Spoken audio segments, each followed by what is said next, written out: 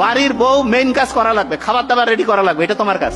বাড়িটা ধ্বংস করলো কিভাবে? বাড়িতে আব্বা আম্মার সম্মান নাই, এটা খুব খারাপ জিনিস। আমি আপনাকে বলতেছি ক্যামেরার সামনে, আমার আব্বা আলহামদুলিল্লাহ, আমার আব্বা কেন এটা আমি চিন্তা করি, আব্বার কি রহমত।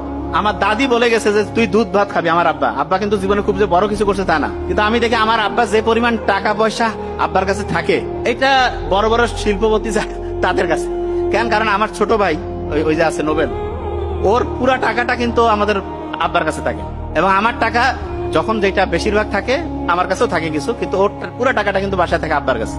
তো সেদিন আমি গল্প করতেছিলাম, কাছে কি ব্যাপার, বাড়িতে আব্বার কাছে, হ্যাঁ টাকা লাগলে আব্বার কাছ থেকে নেই। এবং এইটার যে বরকত, আমার ছোট ভাই আছে, ওকে আমি আবার আরেকটা বুদ্ধি দিছি যে প্রত্যেকদিন আম্মাকে টাকা দিবি।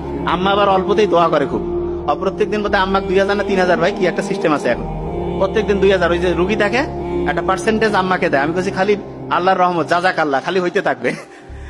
এবং আনবিলিভেবল, কোনোদিন কমবে না, আল্লাহ নিজে কইছে কোনোদিন কমবে না। ও কাছে ভাই সত্যি দিয়ে, এবং ও আমার কাছে ভাই আসলে তো এত বরকত, যারা আমাদের রুগী দেখার এই যে টিম আছে এখানেও আছে, কাছে যে আঙ্কেল ওর তো 10-12 দিন আগে সিরিয়াল বুকড, সিরিয়াল নেওয়ার কোনো বুদ্ধি থাকে না। আমার বন্ধু বান্ধবরা মেসেজ আছে, দোস্ত একটু সিরিয়াল লাগাই দাও, যে কেন কইছে যে 12 দিন পরে সিরিয়াল দিয়েছে।